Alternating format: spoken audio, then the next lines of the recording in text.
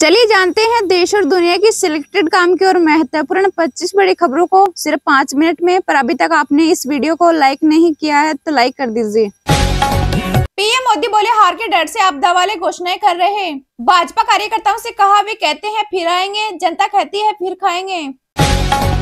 दिल्ली विधानसभा चुनाव में पीएम मोदी की 3 व योगी की 14 सभाएं। वहीं राहुल गांधी 22 से 24 जनवरी तक 3 रैलियां करेंगे।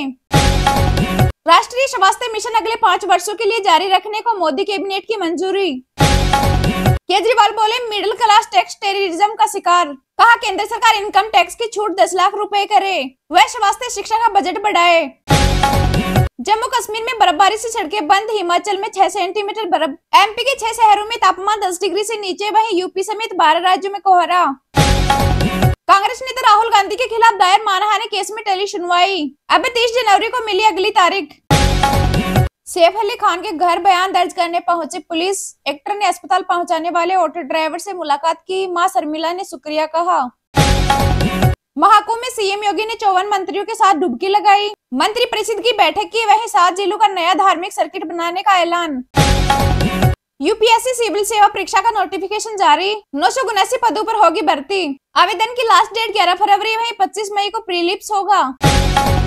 जम्मू कश्मीर के बदाल में रहस्यमयी बीमारी से 17 मौतें, 3 नए मरीज मिले। गांव अब कंटेनमेंट जोन, वहीं भीड़ पर रोक, खाना पीना प्रशासन देगा।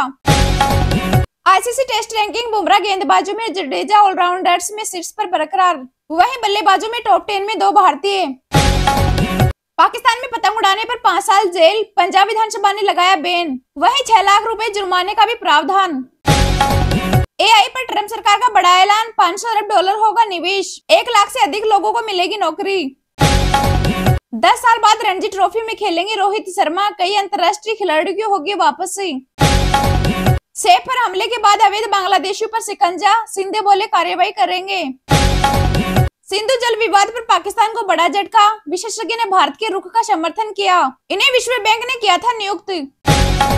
देश में जलवायु परिवर्तन से 8 राज्यों में 60% कम बारिश, 13 में भारी कमी, वहीं जनवरी में पानी के लिए तरस रहे हैं अधिकतर किसान। अखिलेश यादव ने महाकुंभ में बैठक को बताया राजनीतिक, बोले वक्फ की जमीन कब्जाना चाहती है भाजपा। महाकुंभ में मौनी अमावस्या पर हजारों विदेशी भक्त लगाएंगे संगम में डुबकी, 29 जनवरी को होगा अमृत स्नान। सीएम योगी आज से दिल्ली में करेंगे चुनाव प्रचार, 4 दिन में 14 सभाएं करने की योजना।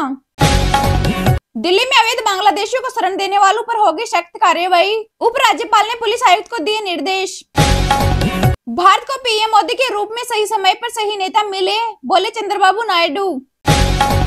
ताकत द्वारा यथास्थिति में बदलाव का विरोध करेंगे, कवाड़ देशों ने साझा बयान से चीन को चेताया। शेयर बाजार में लौटी हरियाली, सेंसेक्स 566 अंक चढ़ा, वहीं निफ्टी 23,150 के पार। जदयू ने मणिपुर की भाजपा सरकार से समर्थन वापस लिया, कहा एनडीए गठबंधन पर इसका असर नहीं पड़ेगा।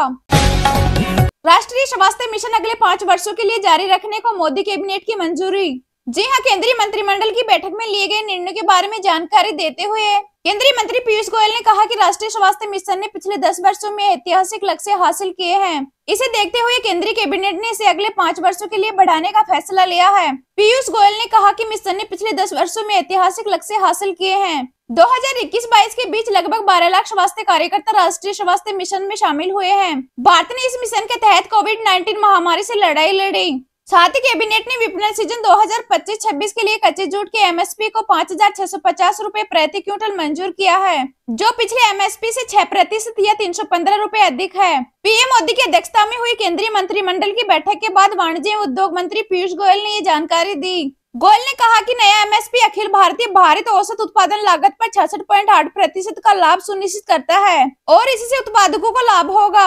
सरकार ने कच्चे जूट का एमएसपी 2014-15 के 2400 रुपए प्रति क्विंटल से बढ़ाकर 2025-26 विपणन सत्र के लिए 5,650 रुपए प्रति क्विंटल कर दिया है, जो 2.35 गुना वृद्धि है।